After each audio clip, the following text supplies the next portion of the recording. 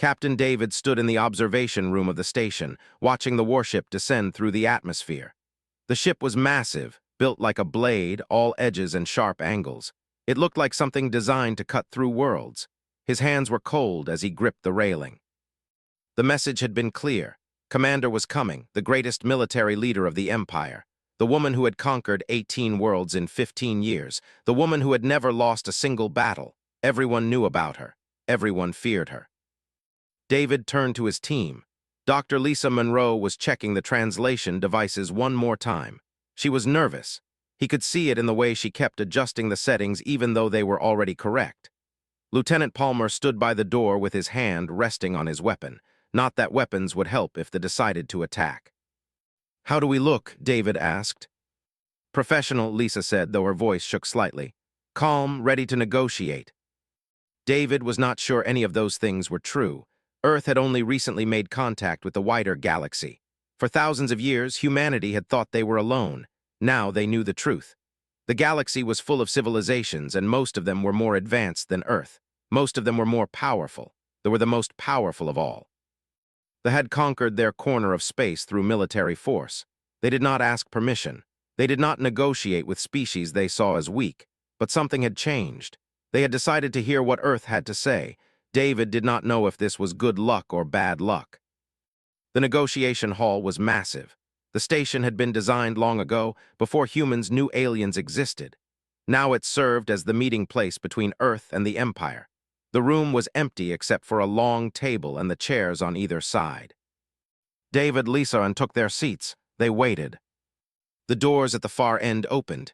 Commander entered the room. She was not what David had expected. He had seen images, read reports, but seeing her in person was different. She was tall, nearly 3 meters high, her body covered in armor that looked like it had been forged from something harder than any metal on Earth. Her skin was pale, almost white, and covered with marks. Scars, David realized, battle scars, marks from every fight she had won. Her eyes were the worst part. They were cold and empty, the eyes of someone who had seen so much death that death itself had become nothing to her. She looked at David and his team the way a human might look at insects. Behind her came 6 guards, each one as large and dangerous as she was. They carried weapons that David could not identify. Long weapons, sharp weapons, weapons that looked like they could tear apart anything in their path. Sat down across from David, she did not greet him, she did not smile, she simply sat and stared. "Earth," she said, her voice was like metal scraping against metal. "A new world, a new species. We have decided you will join the Empire." David's mouth went dry. "We are honored by your offer," he said carefully, "but we would like to discuss terms of partnership rather than—" "There are no terms," interrupted. "You will surrender your government to us. You will pay us a tax in resources. Your military will be disbanded. Anyone who resists will be executed." Lisa leaned forward slightly. "If I may ask," she said, trying to sound calm, "what benefits does membership in the Empire offer us?" Turned her cold eyes to Lisa. "You will continue to exist. I have destroyed 17 worlds completely, erased them from the universe, removed them from the star charts. If you accept what I offer, your species will survive. This is more generous than you deserve." David felt something rise in his chest. Fear, anger, desperation. He had trained for this his entire life. He had studied negotiations, learned languages, prepared for difficult conversations, but nothing had prepared him for this. There was no room for negotiation here. There was only conquest. The lieutenant's jaw was clenched. He looked at Lisa. She was pale, her hands shaking.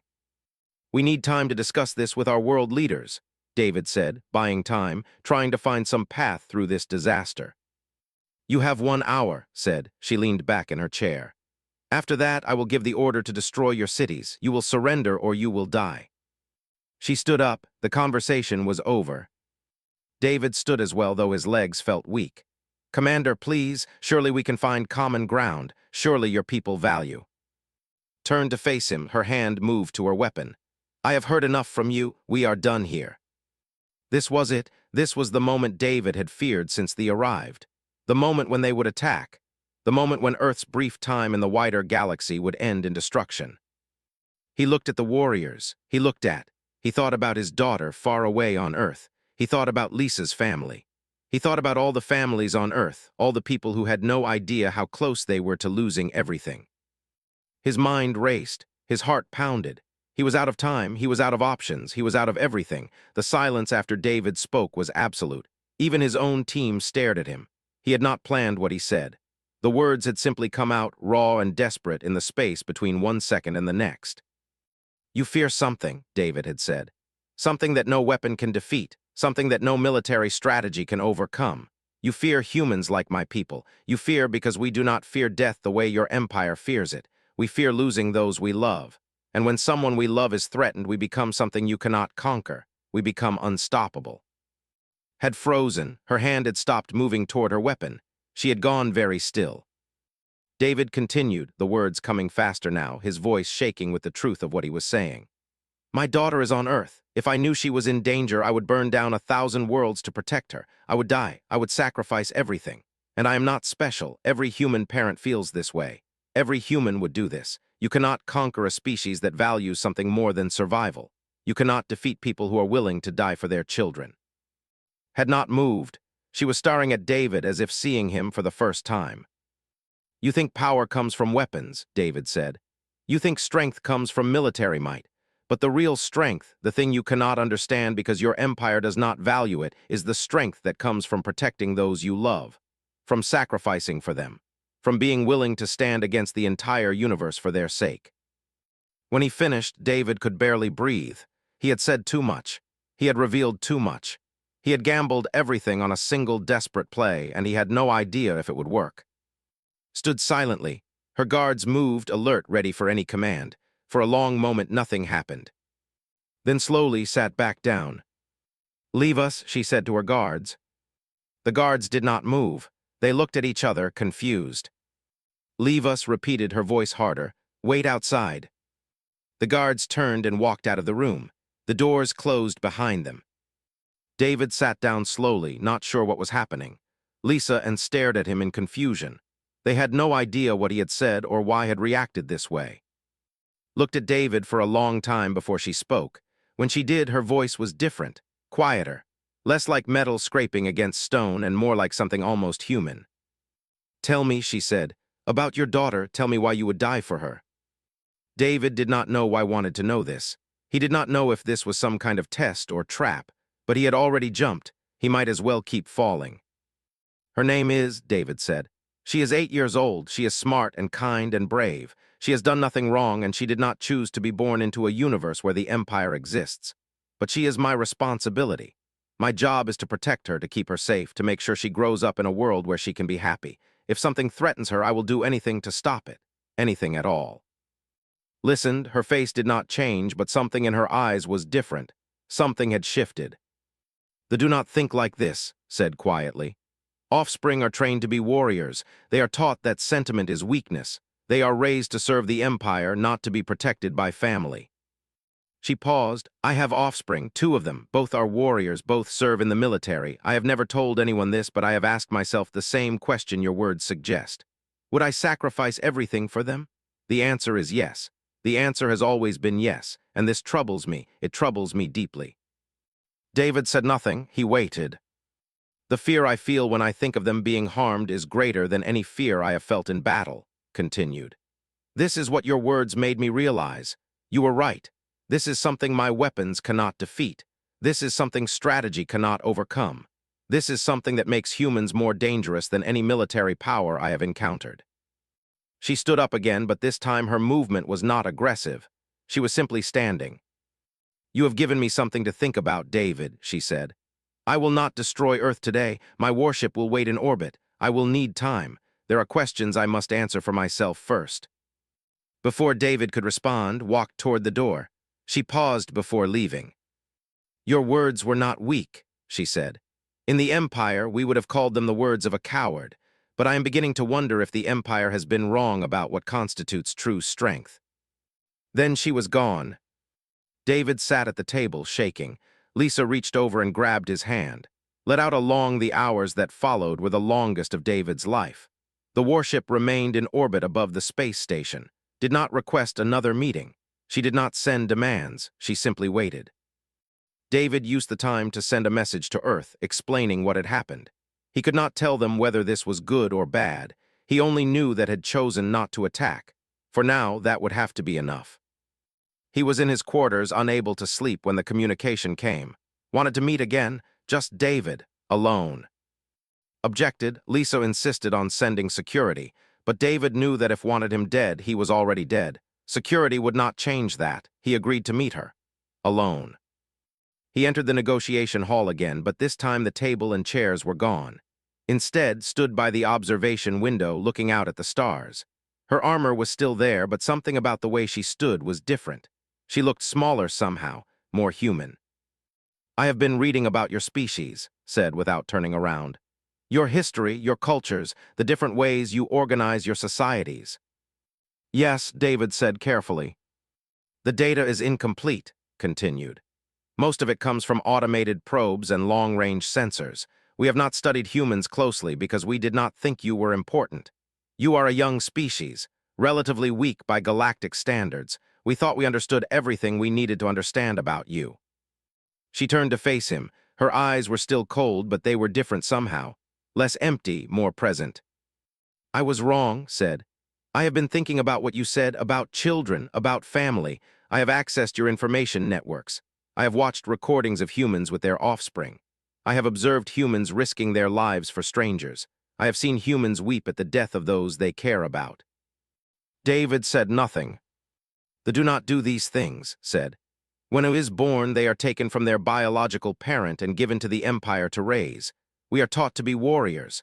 We are taught that family bonds are weakness. We are taught that the Empire is what matters, not individual relationships." She paused, and when she spoke again, her voice was very quiet. "But I have offspring," said, "and I know that I would kill anyone who threatened them. I would destroy worlds. I would turn against the entire Empire if it came to that. This knowledge, this feeling has always troubled me. I have never spoken of it to anyone.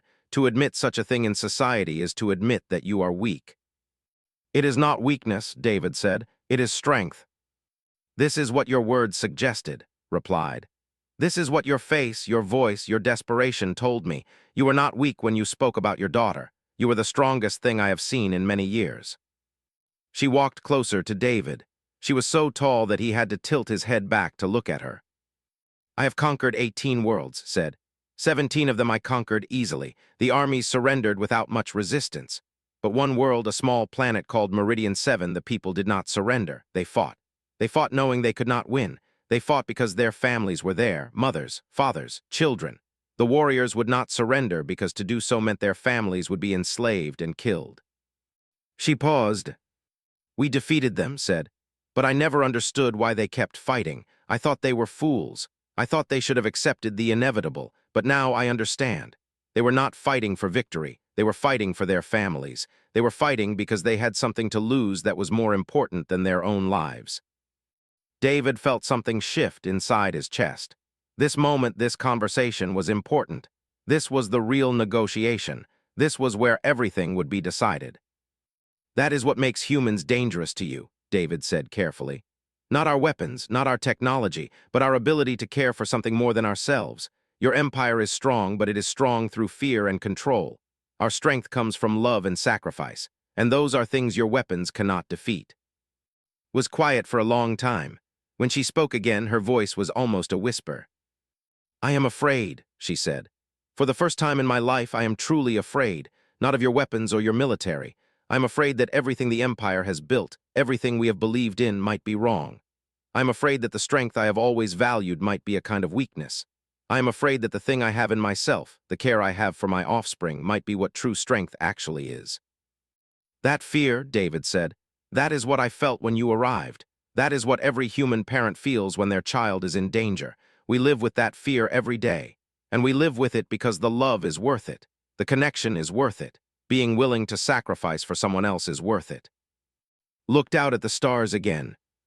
"If I agree to an alliance with Earth," she said, "if I tell the Empire that we will not conquer your world, there will be consequences. There will be those who question my strength. There will be those who think I have become weak." "Yes," David said. "But I am beginning to wonder," continued, "if what looks like weakness might actually be something else. The next 3 days were filled with conversations. David and met multiple times, each time going deeper into what an actual agreement between their peoples might mean. Lisa and joined them for some of the meetings, but often it was just the two of them. The captain and the commander, the human and the... On the second day, showed David a recording. It was from 20 years earlier, during the conquest of Meridian 7. Had reviewed the old battle footage, looking at it with new eyes. "Watch," she said. The recording showed soldiers advancing into a city. Human defenders, most of them ordinary citizens not trained for combat, stood in their way. A warrior knocked a human woman to the ground. She did not try to run. She did not try to hide. Instead, she turned to look back at a building. Her face showed she was looking for someone. A child, probably, her own. "She knew she was going to die," said. "She knew her resistance was futile, but she stayed. She died in that spot, protecting the door. I did not understand why at the time, but your words have made me reconsider." David watched the recording. He felt the weight of it. That woman had given her life for nothing in a military sense. They still conquered the city. They still took control of Meridian 7. But her choice, her willingness to die, meant something. It had meaning beyond military strategy. "She was trying to give her child time to escape," David said quietly. "Or time to hide. Even one extra minute mattered to her, even the smallest chance for her child to survive." Close the recording. "They conquered that world," she said. "But that woman, that mother, in some way she defeated us. Her choice meant something that our military victory did not erase. This is what I had not understood. Military conquest is about power over territory, but this was about something else entirely." On the third day, they talked about fear. "The fear very few things," explained. "We fear the loss of power. We fear weakness. We fear other military forces that might be stronger than ours. But we do not fear most creatures or species. We have never feared an enemy that would not surrender when facing defeat." "Humans will not always surrender," David said. "Not when those we love are at risk. That is what makes us different. That is what you could not conquer about us, even if you defeated our military. You could conquer our land and our government, but you could not conquer our will to protect our families. You could not make us accept your rule if it meant sacrificing those we love." Stood at the observation window, looking at the stars. "This is the greatest strength I have ever encountered," she said. "Not in weapons or technology, but in this, in the willingness to fight a hopeless battle, in the refusal to accept defeat if it means abandoning those you care for." "It is our weakness and our strength both," David said. "It makes us vulnerable because we have things to lose. We have people we care about. That means someone can threaten those people to control us. But it also means we can do extraordinary things. We can become more than ourselves when protecting those we love." "They have built an empire on control and power," said. "But I am beginning to see that there is a kind of strength we have never developed. A kind of strength that cannot be seized or conquered because it comes from inside, from bonds between people that mean more than survival." She turned from the window. "I will not conquer Earth," she said. "I cannot do this now, not because I fear your military power, but because I understand now that conquest of people like yours is not possible. You cannot conquer those who are willing to die for something greater than themselves, and any attempt to do so would make me someone I no longer want to be." David felt relief wash over him, but he was careful not to show too much emotion. "What will you tell the Empire?" he asked. "They will ask why you did not conquer Earth." "I will tell them the truth," said. "I will tell them that Earth is not worth the cost. I will tell them that our military resources are needed elsewhere. I will tell them that I have made a strategic decision to pursue other interests." "And what about what you have learned?" David asked. "About family and sacrifice and what true strength is."